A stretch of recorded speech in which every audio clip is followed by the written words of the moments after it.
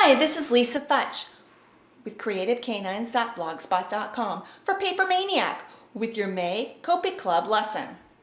On this lesson, we're going to focus on light source and how it impacts the images that you're coloring and how it makes them more interesting and filled with contrast and more realistic looking also. I want you to take a look here at this new image. It's at Patty's store. It's a rubber stamp company called Pink Cat Studios, and Pink Cat has a variety of different images. They're all just adorable.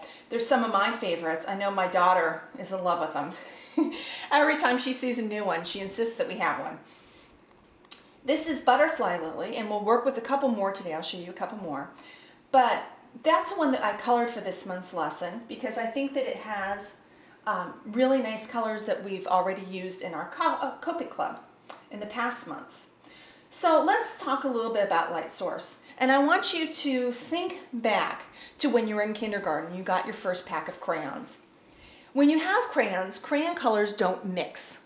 You can't really mix colors, nor can you show a whole lot of shading with them. You can make them darker or lighter. You can show some shading like you can with a pencil, but not in the detailed shading like you can with painting or with your Copic markers. These two mediums, and in a sense, some of the colored pencils, if you use the Gamma-Sol, will allow you to blend colors together. And the way that Copic markers do this is they're an alcohol marker. And the alcohol is a solvent that transfers the ink onto your paper. And when the alcohol dries, that's why you don't get any pilling or problems with your paper. Like sometimes if you color with a water-based marker and you color and you color and you color, you'll start to get the little fibers will start to pull up. And the reason why the Copic markers don't do this is because they're alcohol-based. And once you lay down a color, if you lay down another one on top of it, what it does is re-wets and that color and allows those two colors to blend together. Now we're going to look at light source. And light source is really important when you're looking at your images. In fact, I think it's one of the most important things. And the light source is where the sun or other light, it can be artificial light, hits your image and casts lights areas and shadows. Okay. For example, in this Lily image, you can see that the top of her hair is a little lighter, her face here is lighter, but yet some of these darker areas and by the wing, they're more shadowed. Okay? The edges of her wings are more light. The edges of her antenna, which the light hits first, is more lighted than these areas down here, like at the bottom of her feet. Okay? So, the first thing you need to do is to make a light source template. And the reason that this is important is because it will allow you to determine light source on your image rather effortlessly. What you're going to do, and I'm going to move this here, is you're going to use a 5x7 piece of acetate. You can also use a baggie. You can use one of those overhead projector pieces of plastic. You can also use report covers. It doesn't have to be clear, but it helps if it's clear. You're going to draw lines with the Sharpie about every 1/4 of an inch. Once again, this is not perfect. And a representation of your light source or the sun up top. And what you're going to do with this is that when you have an image that you want to color, you're going to decide whether you want a top image, right? An overhead light source image. And then you can determine on this image where it is that you want to place your colors. So let me talk a little bit more about light source. Light source can come from 4 general directions. Okay, overhead, and this is a clock. From overhead light source to me is from 11 to 1 o'clock. Okay, the sun is hitting directly overhead on your image. The side light source comes from 9 o'clock or 10 o'clock on this side, or 2 o'clock and 3 o'clock from this side. Anything on the bottom of the clock from 8 until 4, or from 4 to 8, the way you want to look at it, is underneath light source.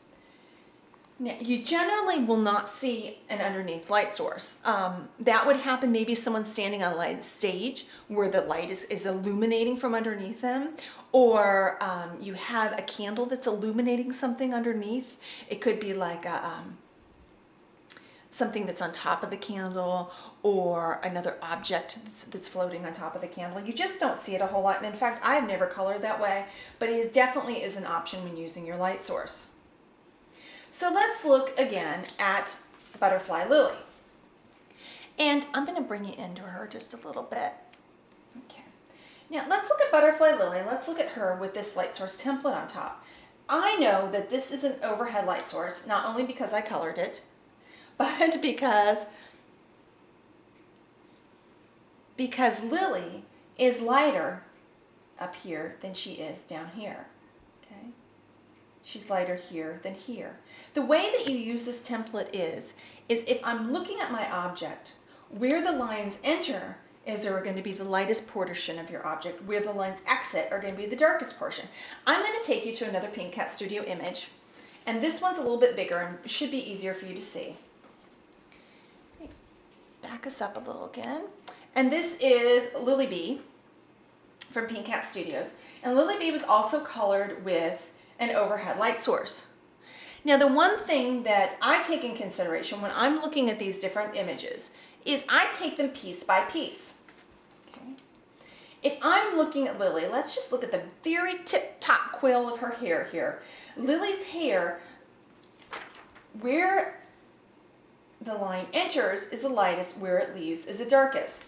The one thing about light source that helps to remember is that light opposes dark. You have your light opposing your dark.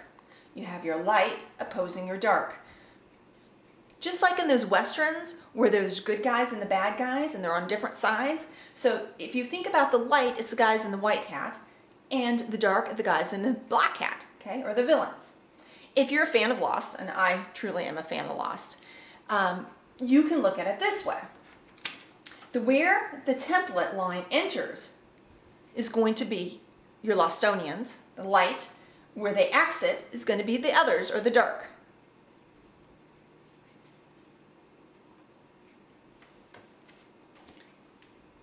How do you decide, based upon your image, where to put your light source? I see a lot of people use an overhead light source for every image, and that's fine. But I think that, to me, the side light source can be more interesting. On this image, you can see her head straight forward. There's no tilt to it. She's standing straight. It looks very much like an overhead light source presentation. And indeed, that is the way I colored this. But let's look at another Pink Cat Studio image. And this is Sick Lily. And Sick Lily has her head tilted. You see how her head is tilted to the side? And to me, those kind of things in an image can show me whether it needs to be a side light source. Since her head is tilted to the side, that gives me the information that the light source is coming from the side. And that's the way I colored it. I colored it from probably in between the 10 and 11 clock. So almost a side overhead.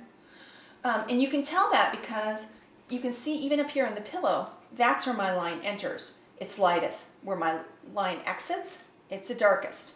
Okay? When you're looking at Lily's hair, the lightest to the darkest, the lightest to the darkest. Now, I think that this is a good image to look at also when you're talking about how to color your image.